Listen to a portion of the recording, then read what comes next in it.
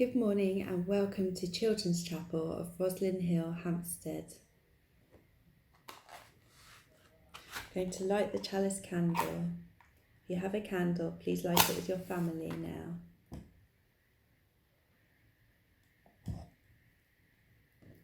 We are the chapel of the open minds, the loving hearts, and of course, the helping hands. I hope you're well today and that you're gathering around with your family to join us, and that you've lit a candle, and we'll take some time to hit the pause to reflect button to share your joys and concerns now.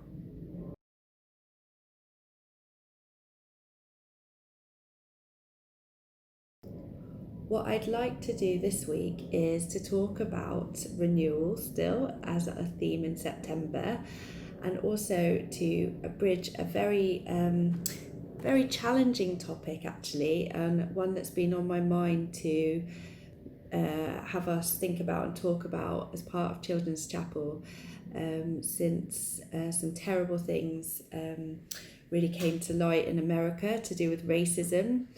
And you might have talked about that with your family already, but if not, I'm going to leave it up to the families to decide whether they'd like to have a little chat about that first, and to say that our faith reminds us that we must renew our vigour in the fight against racism.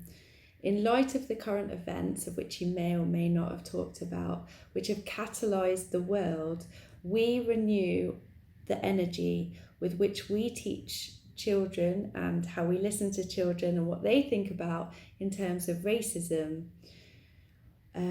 So really today I want to talk about renewing our commitment as a Unitarian chapel to dismantling racism, which is a huge statement even for an adult. So what I mean really is to have a think about how we're all different, celebrate our difference, and how we can best be inclusive, and to dismantle certain ideas that we might learn that don't make us very equal. Gosh, that's a big thing to think about. I don't even know if I'm explaining it very clearly myself, and I think that's why I've held off on trying to put a children's chapel together about it, even though I wanted to do it straight away. So to help me, I've got in touch with a company that has put together a beautiful story that will help me explain it, and it's called Something Happened in Our Town, and it's written by Marianne, Celano, Marietta Collins and Anne Hazzard, and it's illustrated by Jennifer Zivoin. I hope I'm saying that correctly. And I got in touch with the people that have produced this book, and they've kindly let me share it with you today.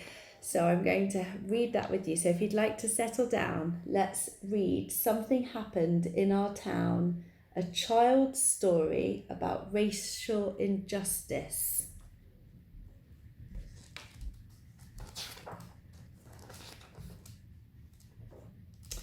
Something very bad happened in our town. The news was on the TV, the radio, and the internet. The grown-ups didn't think the kids knew about it, but the kids in Miss Garcia's class heard some older kids talking about it, and they had questions.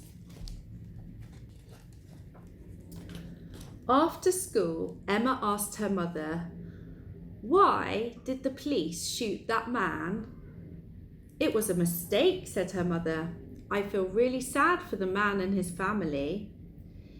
"Yes, the police thought he had a gun," said her father. "It wasn't a mistake," said her sister Liz. "The cops shot him because he was black." Emma was confused. "But he is brown, not black," she said. Some black people have dark brown skin and some have light brown skin, Emma's father explained. Black usually means African American. Most of their ancestors were brought here from Africa as slaves. I know what a slave is, said Emma. That's when you have to do whatever the other person says. Yes, slaves had to do whatever white people told them to do.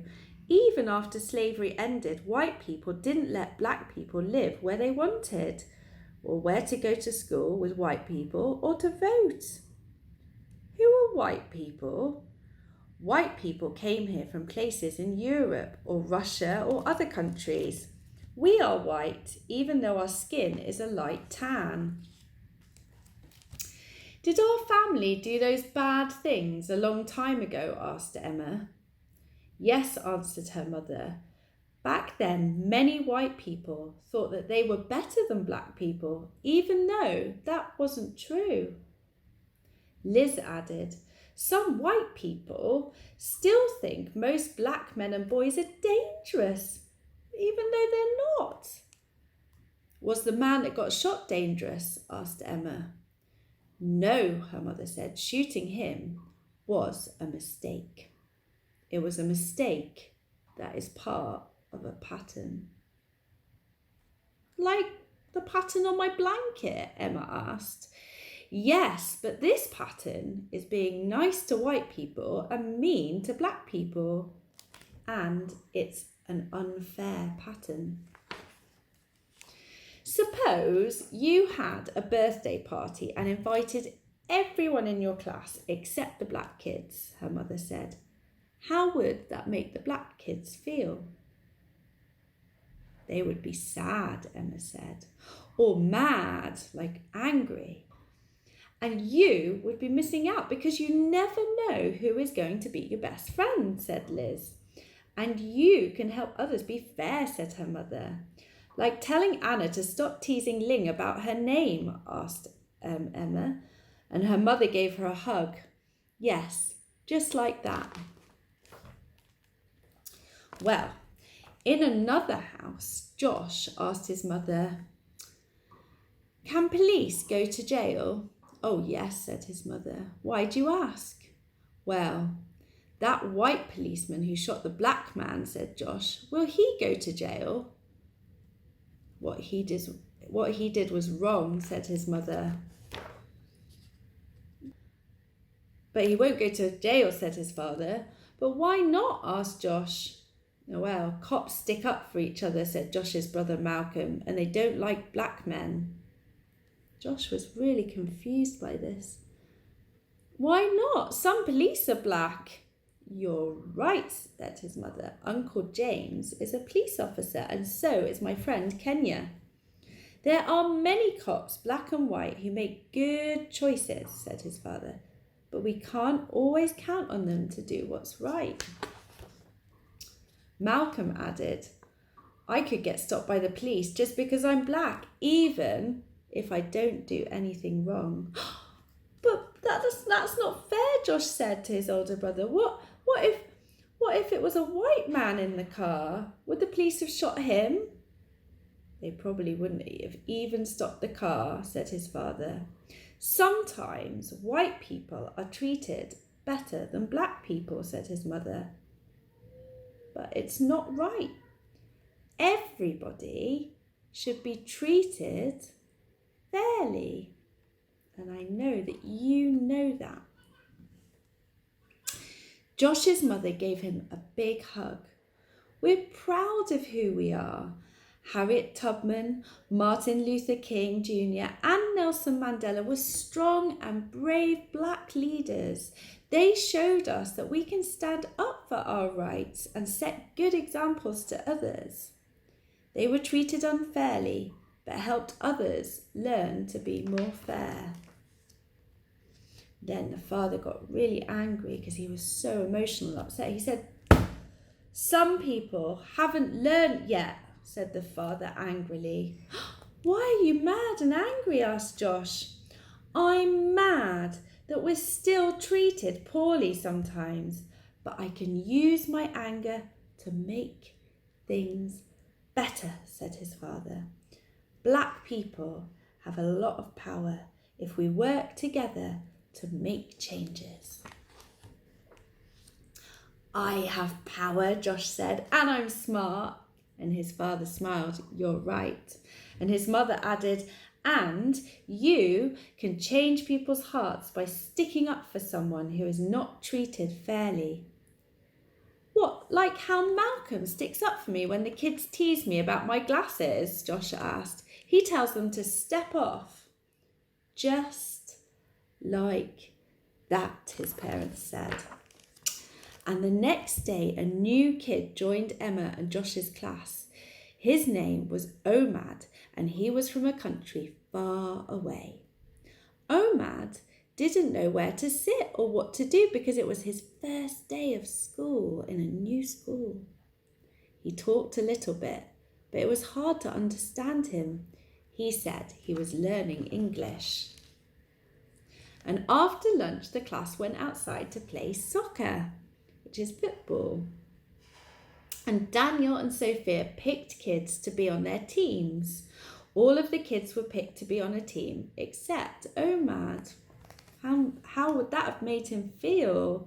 Have you ever had to do that at school, wait to be picked for a team? And he hadn't been picked, he was the last person. And Daniel said Omad probably didn't know how to play because he was new. And Sophia said Omad might not be good at soccer. But then Josh remembered what his mother said about sticking up for people who are treated unfairly. And Emma remembered what her mother said about unfair patterns at birth and around birthday parties. All of a sudden, Omad wasn't alone. Emma and Josh were leading him to their team. We have enough kids on our team, Daniel said. We don't need him. But Josh was ready. Step off, he said. He is playing. Yes, said Emma. We don't want to miss out. We want him to come and join us. And just like that, Emma and Josh gained a new friend and started a better pattern in their school. Wow. That is a big story with beautiful characters and a lot of strong emotions. How did it make you feel? Maybe there's a lot of characters and you can go through again and listen to it one more time. I think that's a big story, even for adults. What did you make of the characters? Did you think that they did the right thing? Did they take time to listen to their parents and hear what their parents had to say? What did you think? Did they make the right choices about the people around them? Did they stop and have a think before they acted, and just to check whether what's going on is fair in terms of choices for everyone, because we're all different and we all should be treated equally. It's really powerful stuff. I hope the story gave you some food for thought. And if you haven't had a conversation as a family about all the things that happened, especially this year in America, but of course people have been treated unfairly so much, but it just highlighted what's been going on. Now's a really good time to have that conversation, I think, and hopefully if you do talk about Black Lives Matters and you're examining those renewal feelings of commitment to dismantling racism and really taking time to think about it and how we can tackle this as a family or as Children's Chapel, then I really hope the story Something Happened in Our Town really helped open up some of those questions that I think are really important and that we need to be having even in the face of everything else that's going on. Wow. So I'll finish now with the closing words. And maybe you can think about the closing words in terms of the story too. As we leave this friendly place, love, give light to every face. May the kindness that we learn light our hearts until we return. I hope you carry through your week some of the ideas that have come up in the story, and I really hope that the families of Roslyn Hill Unitarian Chapel and all the people who may be watching this and share this come together in their commitment to the renewal of dismantling racism.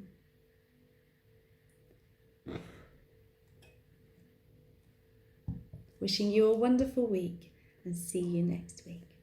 Bye.